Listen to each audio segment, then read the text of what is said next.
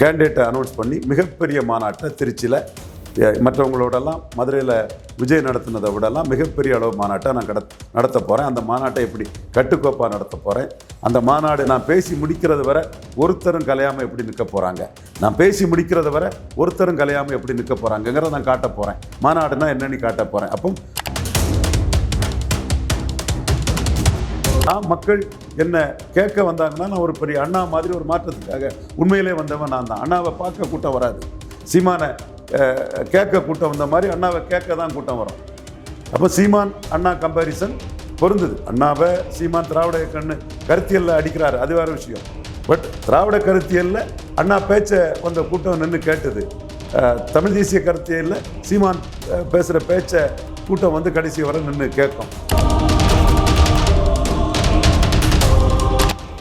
திருச்சி மாநாடு விஜய்க்கு மதுரை மாநாட்டையும் திருச்சி மாநாட்டையும் கம்பேர் பண்ணால் சீமான் தலைவன் விஜய் சிவாஜி சரத்குமார் மாதிரி ஆளை பார்க்க வந்த கூட்டத்துக்கான ஒரு நபர் தாங்கிறத நான் நிரூபிப்பேன்னு சீமான் இருக்கிறார். நரேந்திர மோடியே எப்படி இவர் போயிட்டாருன்னு அதிசயிச்சு பார்க்குறாரு. இந்த அளவு தன்மைக்குள்ள ஒரு முக்கியமான ஒரு தலைவராட்டு சீமான் இருக்கிறார். அவரை ஒரு குறி தலைவரை கொண்டு வந்து போலியா கட்டமைப்புகளை கற்பனையாக புனைவுகளை கமலஹாசனை ஒப்பிட்டு முன்னாடி சொன்னது மாதிரி அதை விட மோசமான நிலைமையில் இப்படி ஒரு தலைவரை ஒப்பிட்டு சில விஷயங்களை ஊடகங்கள் சீமானுக்கு எதிராக பேசும்போது 234 தொகுதியிலையும்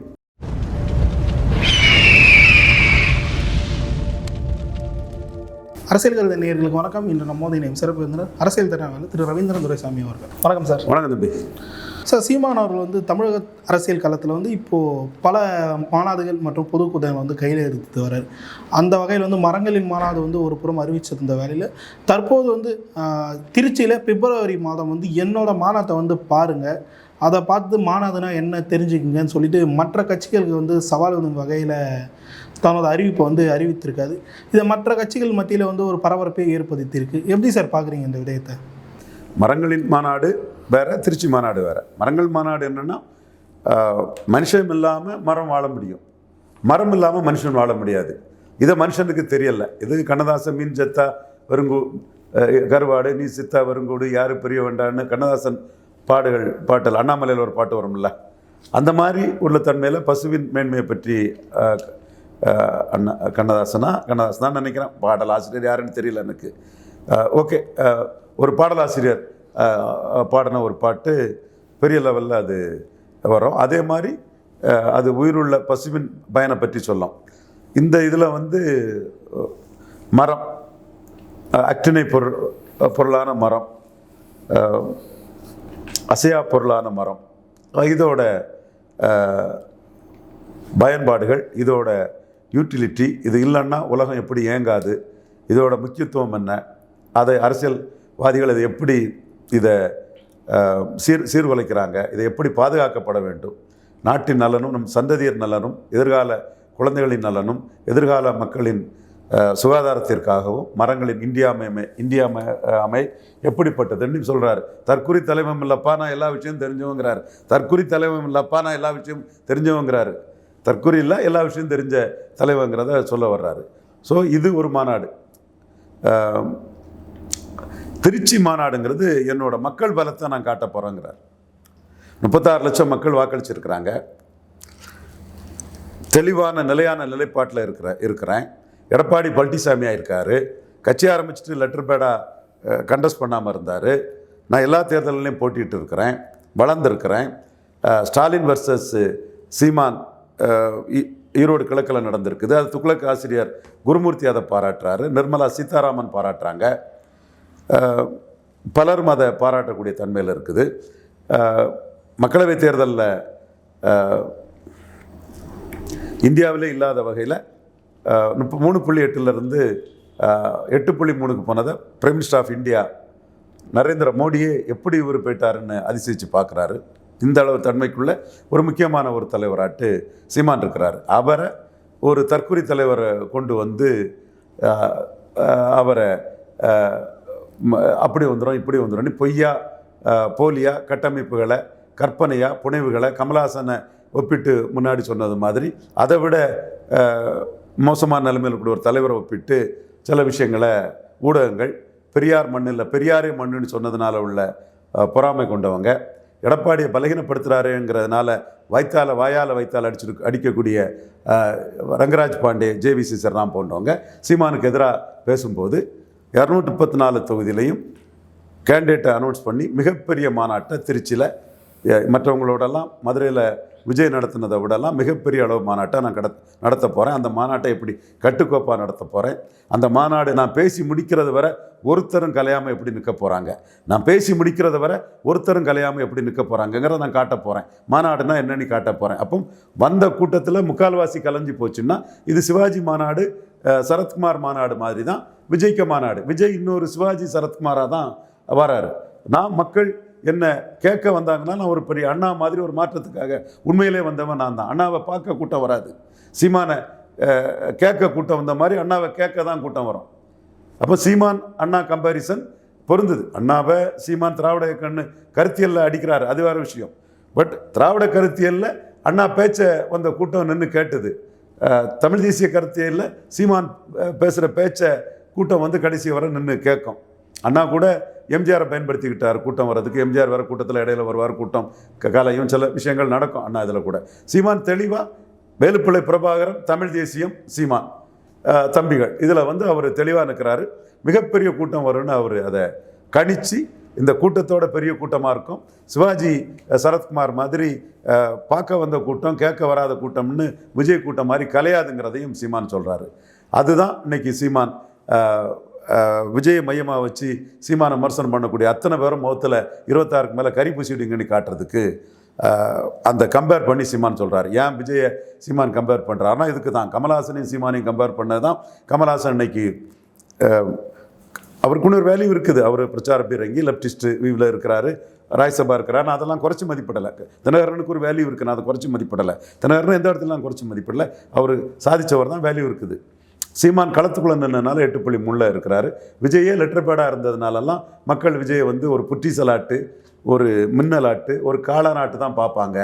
நிரந்தரமாக மக்களுக்கு அதிகாரப்படுத்தக்கூடிய அளவுக்கு ஒரு அரசியல் சக்தியாக விஜய் எந்த சமூகமும் பார்க்காதுங்கிறதெல்லாம் வழிகாட்டக்கூடிய அளவுக்கு திருச்சி மாநாடு விஜய்க்கு மதுரை மாநாட்டையும் திருச்சி மாநாட்டையும் கம்பேர் பண்ணால் சீமான் தலைவன் விஜய் சிவாஜி சரத்குமார் மாதிரி ஆளை பார்க்க வந்த கூட்டத்துக்கான ஒரு நபர் தாங்கிறத நான் நிரூபிப்பேன்னு சீமான் இருக்கிறார். குறிப்பாக சார், அந்த தலைவன்றது வந்து இப்போது தாவேக்கா வந்து இப்படி ஒரு மாநாடு நடத்திருக்காங்க, அதில் இவ்வளோ இஷ்யூஸ் வந்து ஆகியிருக்கு. ஆனால் வந்து இது வந்து பொதுமக்கள் இதே மாநாடுனா இப்படி தான் இருக்கணும், நான் தான் உண்மையான தலைவன், நான் தான் உண்மையான மாற்றுன்னு சொல்லிட்டு பொதுமக்கள் இதே நிரூபிக்க வகையில் இது அமையுமா சார்? பொதுமக்கள்கிட்ட நிரூபிச்சுட்டு தானே இருக்கிறாரு. அத்தனை ஊடகத்தை மீறி தானே பொதுமக்கள் மத்தியில் போயிட்டுருக்கிறாரு. ரங்கராஜ் பாண்டே, ஜேவிசி சர்ராம், இந்தியா டுடே, மணி போன்றவர்களோட திருச்சி மறைச்சி எப்படியாவது எடப்பாடிக்காக ஒரு ஆதரவு கரணத்தை நீட்டி பொய்யா புரட்டா நடந்த விஷயங்களை மாற்றி மறித்து பேசும்போது நடக்க போகிற விஷயங்களை இந்த 3 பேரும் சீமானுக்கு ஆதரவாக பேசுவாங்கன்னு எப்படி கருத முடியும்? நானே நடந்த விஷயத்தில் நீங்கள் நாணயமற்று இருக்கீங்கன்னு தான் சொல்கிறேன். அப்போ நடக்க போகிற விஷயத்தில் சீமான் தான் அதை கிளைம் பண்ணி ஆகணும். நான் தான் கட்டுக்கோப்பாடான ஒரு மாநாட்டை நடத்தி காட்டுவேன். விஜய்க்கு வந்து கூட்டம் பார்க்க தான் வந்து கூட்டம் எனக்கு கேட்க வருதுங்கிறத நிரூபிப்பான்னு சீமான் வரார். இன்னும் சார், இப்போது சமீப காலமாக வந்து விஜய் அவர்கள் வந்து சீமான் வந்து விமர்சிக்கிறார். இது வந்து பல தரப்பினர் வந்து இது வந்து சரியில்லைன்னு சொன்னாலும், ஆனால் அவரோட பாயிண்ட் ஆஃப் வியூவில் வந்து இது வந்து சரியான மூவ் அப்படின்ற மாதிரி சொல்லப்படுது. இந்த மூவ் சரியா சார்? கண்டிப்பாக விஜய் ஒரு பெரிய சக்தி இல்லைன்னு அணில் மாதிரி ஒன்றும் இல்லைன்னு அடிக்கிறது கரெக்டு. மொத இதை அடித்தது நான் தான். நம்ம காணொலியிலே மொத அடித்தது நான் தான். பெருமையோட சொல்லிக்கிறேன். ஆதவ அர்ஜுனா, ஜான் ஆரோக்கியசாமி, ஜோசப் விஜய் நீங்கள் ஒன்றும் இல்லைன்னு மொத அடித்தது நான் தான். ஆதாரத்தோடு தான் அடித்தேன். நீங்கள் ஜெயலலிதா தலைவா படத்தை காலி பண்ணதுனால உங்கள் சுய பாதிப்புக்காக அது ரொம்ப இன்னும் கொஞ்சம் டிலே பண்ணி அதை நடித்து காட்டுறேன். சுய பாதிப்புக்காக நீங்கள் மோடியை போய் கோயம்புத்தூரில் போய் பார்த்தீங்க. மோடியை கோயம்புத்தூரில் போய் பார்த்து காத்து கடந்து பார்த்து மந்தம் பிறகும் என்ன நடந்து சீமான் வர்சஸ் விஜய் வெத்து வேட்டு செல்லா நோட்டுன்னு ஜெயலலிதா சீமானை பயன்படுத்தி நிரூபித்தாங்க. தரவுகள் உண்மையின் பக்கம் நின்று சொல்கிறேன். 39% வாக்கு ஜெயலலிதா எடுத்தாங்க. அதிமுக, தேமுதிக, கம்யூனிஸ்ட்டு, சேதுராமன், சரத்குமார், ஜவஹர்லா கூட்டணியில். 39% ஓட்டு அதிமுக கிடச்சி, 50க்கு மேலே ஓட்டு வந்தது. அந்த ஜெயலலிதா தனிச்சு நிற்கிறாங்க, 39லையும் கேண்டிடேட் போடுறாங்க. அணில் மாதிரி உதவுன விஜய், அந்த வெற்றிக்கு உங்களோட ரசிகர்கள் காரணம்னு சொன்னீங்க. வீடியோ இருக்குது விஜய், மறைக்க முடியாது. ஜோசப் விஜய் வீடியோ இருக்குது, மறைக்க முடியாது சகோதரரே, மறைக்கவே முடியாது ப்ரோ. அப்படி சொன்னீங்க. அப்படி சொன்ன நீங்கள் தலைவா படத்தை ஜெயலலிதா காலி பண்ணாங்க. அப்போ உங்கள் தலைவா படத்தை ஜெயலலிதா காலி பண்ணிட்டாங்கன்னு எங்கள் மோடியை வந்து நீங்கள் கோயம்புத்தூரில் பார்த்தீங்க. ஜெயலலிதா 6% வாக்கு உயர்ந்தாங்க. அதுவும் நீங்கள் உங்களோட பல மடங்கு சக்தி வாய்ந்த சீமானை பயன்படுத்தி உயர்ந்தாங்க. நீங்கள் அரசியலில் வெத்து வேட்டு செல்லாத நோட்டு, சீமானுக்கு இஷ்யூவுக்கு வேல்யூ இருக்குன்னு 2014 ஜெயலலிதா நிரூபித்தாங்க. சீமானுக்கு இஷ்யூவுக்கு வேல்யூ இருக்குன்னு சீமானை அதிக மீட்டிங் போட சொல்லி ஈழப்பிரச்சனைகளை பேசி 6% ஓட்டு உயர்ந்து 45% ஓட்டுக்கு ஜெயலலிதா போனாங்க. நிறைய மீட்டிங் சீமான் பேசினார். நீங்கள் உங்கள் ஆட்களை ஜெயலலிதாவுக்கு எதிராக ஒர்க் பண்ணதுக்கு, சிப்பி பார ரவிச்சந்திரனுக்கெல்லாம் ஒர்க் பண்ணதுக்கு பணிச்சிங்க. அவங்களும் ஒர்க் பண்ணாங்க. மறுக்கவும் முடியாது. அப்போ விஜய் வெத்து வேட்டு செல்லாத நோட்டுன்னு முத நிரூபித்தது ஜெயலலிதா அம்மையார். அப்போ உங்கள் தலைவா பட விவகாரம்லாம் மக்களுக்கு ஒரு பிரச்சனையே கிடையாது. மக்கள் பிரச்சனையே கிடையாது. அது நீங்கள் தப்பு கணக்கு போட்டீங்க.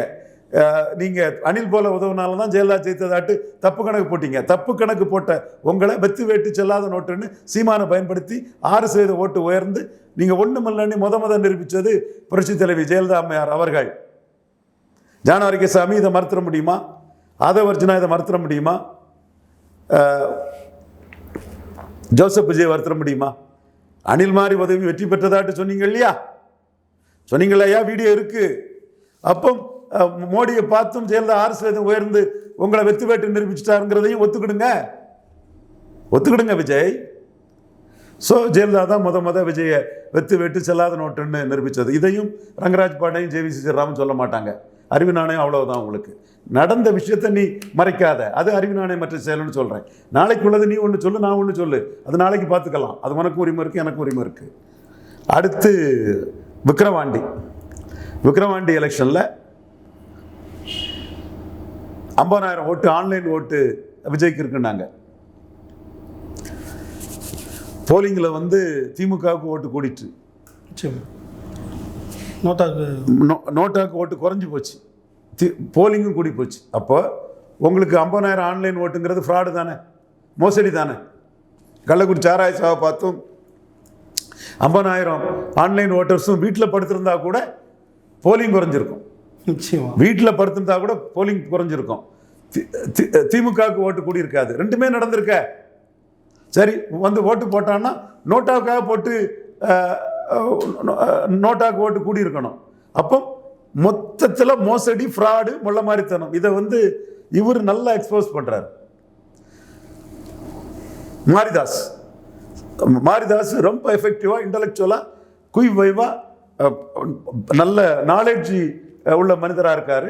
கடுமையாக எக்ஸ்போஸ் பண்ணுறாரு இவங்களோட அந்த டகால்ட்டி மோசடித்தனங்களை. அப்போ நீ ஃபோல்ஸ்ன்னு நிரூபிக்கப்படலை. அணில் மாதிரி உதவுனதில் நீ ஃபோல்ஸ் நீ ஒன்று கிளைம் பண்ணனா, தலைவா படத்தை அடித்து காலி பண்ணதுக்கு ஒரு பொருட்டாட்டே மக்கள் எடுக்கலை. தலைவா படத்தை ஜெயலலிதா அடித்து காலி பண்ணதை மக்கள் ஒரு பொருட்டாட்டே எடுக்கலை. 6% ஓட்டை ஜெயலலிதாவுக்கு சீமானுக்கு பிரச்சாரத்தில் ஈழப்பிரச்சனையில் அதிகம் போட்டு கொடுத்து 39 எம்பிக்கு 37 எம்பியை ஜெயலலிதா ஜெயித்துட்டாங்க. நீ கட்சி ஆரம்பிச்சுட்டு லெட்டர் பேர்டாக இருந்து விக்கிரவாண்டியில் 40,000 ஆன்லைன் மெம்பர், 50,000 ஆன்லைன் மெம்பர்னு சொன்னதெல்லாம் ஆன்லைன் மெம்பர் கதையெல்லாம் ஃப்ராடு, மோசடிங்கிறது விக்கிரவாண்டி ரிசல்ட் காட்டுது. அப்போ இந்த ஃப்ராடு, மோசடி வேலைகள்லாம் அரசியல் களத்துக்குள்ள சில இன்டெலெக்சுவலி டிஸானஸ்ட் பீப்புளை வச்சு நீ பண்ணிட்டு இருக்கிற. நடந்த விஷயத்தை மறைக்கிறவங்களாம் இன்டெலெக்சுவலி டிஸானஸ்ட் தான் எவனாக இருந்தாலும். அப்போ இந்த இடத்துக்குள்ள இதுவரை விஜய் அன்டெஸ்டட், நாட் ப்ரூவ்டு தான். இதுவரை அணில் போல உதவுனவர் தலைவாவில் அடி வாங்கிட்டாரு, விக்கிரவாண்டிலையும் அடி வாங்கி நிற்கிறாரு. இனிமேல் நீங்கள் நிரூபித்தாதான் அது ஓட்டு. நிரூபிக்கிறதுக்கு உங்களுக்கு பெரிய சிக்கல், உங்களை பார்க்க வந்த கூட்டம், கேட்க வந்த கூட்டம் இல்லை. திருச்சி மாநாட்டில் சீமானுக்கு கேட்க வர போகிறான் கூட்டம். அப்போ விஜய் சீமான் கம்பாரிசன்ங்கிறது, சீமான் லீடர், ஏழை மக்கள் நலனுக்காக நிற்கக்கூடியவன், சீமான் லீடர், எந்த போராட்டாலும் களத்தில் வந்து நிற்கக்கூடியவன், சீமான் லீடர், பறையருக்கும் தேவேந்திரகுல வேளாளருக்கும் 5% இடஒதுக்கீடை உயர்த்தி கொடுக்கணும்னு போராடக்கூடியவன். அந்த மக்கள் ஓசியில் இலவசமாக ஓட்டு போடுவாங்க, அவங்க பைத்தியகார பயல்கள் நினச்சி செயல்படக்கூடியவர் விஜய். சீமான் லீடர் பஞ்சமர் நிலம் மீட்கணும்னு சொல்லக்கூடியவர். சீமான் லீடர் திரௌபதி மங்கலம் ஆலய நுழைவு நடத்திய காட்டுவன்னு சொல்லக்கூடியவர். சீமான் லீடர் கன்ஷிராம் நிதிஷ்குமார் மாதிரி பசியப்ப ஜாதிகளுக்கு அதிகாரம் வேணும்னு பாடுபடக்கூடியவர். சீமான் லீடர் ஜாதிவாரி கணக்கெடுப்பு நடத்தி அனைத்து ஜாதிக்கும் பொதுவாக எண்ணி கொடு அளந்து கொடுன்னு சொல்லக்கூடியவர். சீமான் லீடர் எந்த களத்தில்னாலும் மக்களை நம்பி களத்துக்குள்ளே நிற்கக்கூடியவர். அது விக்கிரவாண்டினாலும் சரி, ஈரோடு கிழக்குனாலும் சரி. சீமான் லீடர் ஒரு கருத்தை தெளிவாக சொல்கிறதுல யாருக்கும் அச்சப்பட மாட்டார். பாராளுமன்ற கட்டடத்தில் சமஸ்கிருதருக்கு ஏன் தமிழ் இல்லைன்னு கேட்குறாரு. சீமான் லீடர் தமிழிலிருந்து வந்தது தான் தெலுங்கு, கன்னடம், மலையாளம், துளுன்னு சொல்கிறாரு. விஜய் சிவாஜி சரத்குமார் மாதிரி வரும் நடிகர். லீடர் அந்தஸ்தில் அவருக்கு வாய்ப்பு இல்லை. லீடர் அந்தஸ்தை நிரூபிக்கக்கூடிய அளவுக்கு அவர் எதுவுமே பேசலை. லீடர் அந்தஸ்தில் மக்களும் அவரை பார்க்கல, ஒரு என்டர்டெய்னராக தான் பார்க்குறாங்க. அதனால தான் அவரை பார்த்த கூட்டம் சிவாஜி சரத்குமார் மாதிரி அப்படியே கலைஞ்சி போயிட்டு இவருக்கு சீமானுக்கு அந்த கூட்டம் எதிர்பார்ப்போட ஒரு ஏழை மக்களின் நலனை காக்கக்கூடிய ஒரு ஆட்டு, அரசியல் அதிகாரம் மற்ற மக்களுக்கு அதிகாரத்தை கொடுக்கக்கூடிய ஒரு ஆட்டு, பட்டியலின மக்கள் பறையர் தேவேந்திர குல வேளாளர்களுக்கு கூடுதல் அதிகாரத்தை பெற்றுத்தரக்கூடிய ஒரு ஆட்டு, பட்டியல் வெளியேற்றத்தை நிறைவேற்றதுக்கு பாடுபடக்கூடிய ஒரு தலைவராட்டு, அவர் மீது பல இஷ்யூஸை மையமாக வச்சு இந்த பிரச்சனைகள் மற்ற கட்சிகள் எடுக்காத பிரச்சனையெல்லாம் சீமான் எடுக்கிறாரு, நமக்கு இதெல்லாம் வெற்றி பெற்று தருவாருன்னு சீமான தலைவராக நம்பி பார்க்க வராங்க. இதையெல்லாம் வெளிப்படுத்தும் விதமாக திருச்சி மாநாடு இருக்கும். சீமானுக்கும் விஜய்க்கும் உள்ள வித்தியாசம் மக்களுக்கு தெரியணும்னா சீமான் விஜயை பற்றி பேசித்தான் ஆகணும். கமல்ஹாசனை பற்றி பேசின மாதிரி விஜயை பற்றி பேசித்தான் ஆகணும். கமல்ஹாசனை பற்றி பேசினது எப்போ பேசினார்னா எம்ஜிஆர் ஆட்சி அமைப்பண்ணி கமல்ஹாசன் சொன்னபோது அதை ஒரிஜினா ஜான் ஆரோக்கியசாமி எம்ஜிஆர் ஊழல் பிரித்து அழிச்சாரையவர்களை கல்வி தந்தையாக்கினார், உடனே அடித்தார். அப்போ தான் கமல்ஹாசன் யாருக்காக நிற்கிறாரு? எம்ஜிஆர் ஆட்சிக்காக நிற்கிறார் கமல்ஹாசன். சீமான் தமிழ் அடையாளங்களுக்காக வாவு சிதம்பரனருக்காக நிற்கிறாரு, காமராஜருக்காக நிற்கிறாரு, பசுமன் தேவருக்காக நிற்கிறாரு, சுந்தரலிங்க குடும்பனுக்காக நிற்கிறாரு, ரெட்டமலை சீனிவாசனாக நிற்கிறாரு, அயோத்திதாச பண்டிதருக்காக நிற்கிறாரு, கப்பலோட்டிய தமிழனுக்காக நிற்கிறாரு, சிங்காரவேலருக்காக நிற்கிறாருன்னு சீமான் தமிழ் அடையாளங்களுக்காக நிற்கிறாரு, மருதுபாண்டியருக்காக நிற்கிறாரு, தீரன் சின்னமலைக்காக நிற்கிறாருன்னு தமிழ் அடையாளம் தான் சீமானுக்கு முக்கியம். அதற்காக மலையாளி எம்ஜிஆர் தமிழ்நாட்டை ஆண்டு இருந்தாலும் எம்ஜிஆர் ஊழல் பெருச்சாளி சாராய வியாபாரிகளை கல்வித்தந்தை ஆக்குறாருன்னு அடித்து ஆணவமாக சொல்லக்கூடிய துணிச்சல் சீமானுக்கு உண்டுங்கிறதும் அந்த இடத்துக்குள்ளே வெளிப்படுது. அதே தான் இன்றைக்கி எம்ஜிஆர்னு இவர் சந்தர்ப்பவாதி ஆட்டு அரசியல் வியாபாரி ஆட்டு விஜய் போகும்போது எம்ஜிஆர் ஊழல் பெருச்சாளி சாராய வியாபாரிகளை கல்வித்தந்தை ஆக்கினார், அழகான கடற்கரையில் அவருக்கு ஏன் நினைவிடன்னு தன்னோட கருத்தில் ஆணித்தரமாக ரைட் ஆர் ராங் அதில் தெளிவாக சீமான் நிற்கிறாரு. இப்படி நான் தமிழ் அடையாளங்களுக்காக நிற்கிறேன், உறுதியாக நிற்கிறேன்.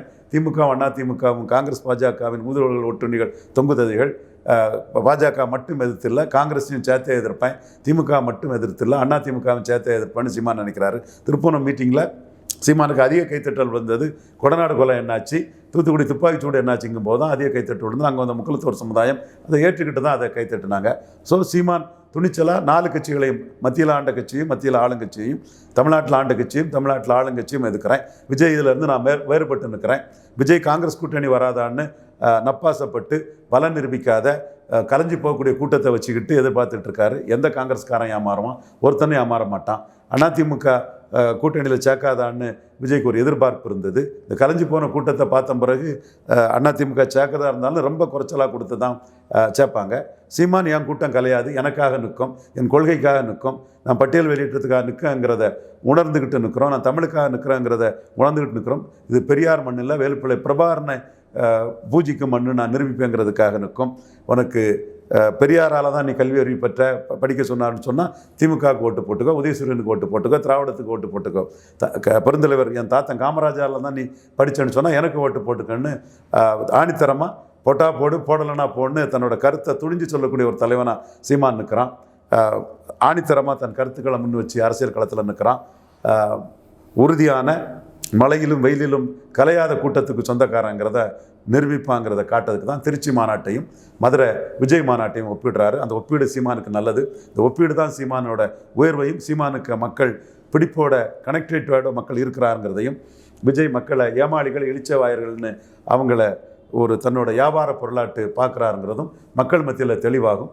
அதைத்தான் சீமான் விஜய் கம்பாரிசனை சீமான் கொண்டு வராரு. அது சீமானுக்கு மிகுந்த லாபத்தை கொடுக்கும்னு முத சொன்னது நான் தான். பலம் நிரூபிக்காத விஜய் மிக மோசமான பலத்திற்கு போகக்கூடிய அளவுக்கு ஒரு சூழ்நிலையும் விஜயை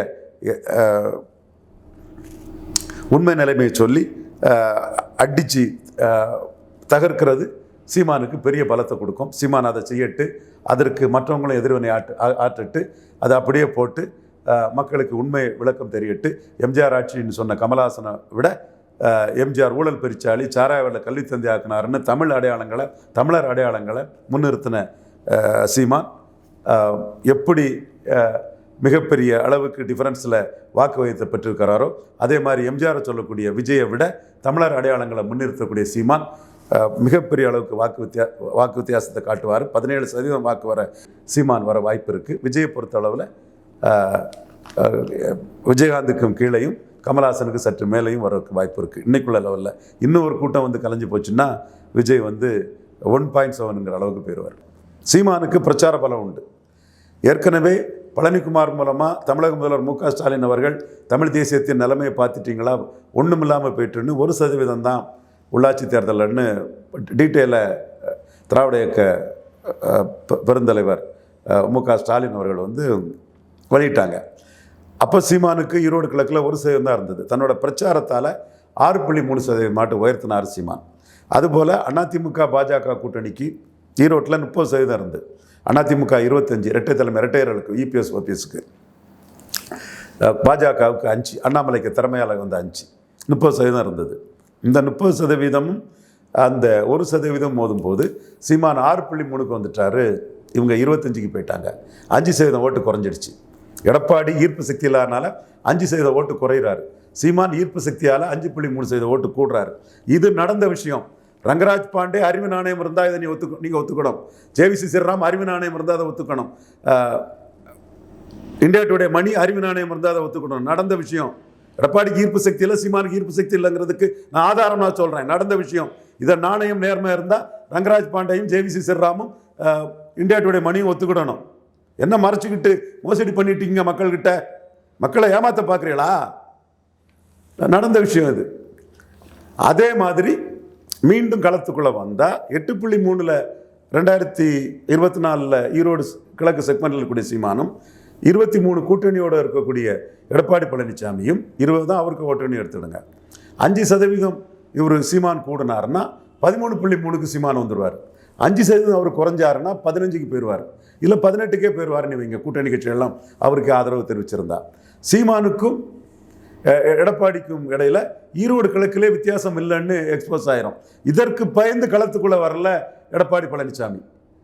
சீமான் ஓட்டு எடுக்கக்கூடாதுங்கிறதுக்காக செல்லூர் ராஜி நோட்டாவுக்கு ஓட்டு போட சொன்னார்.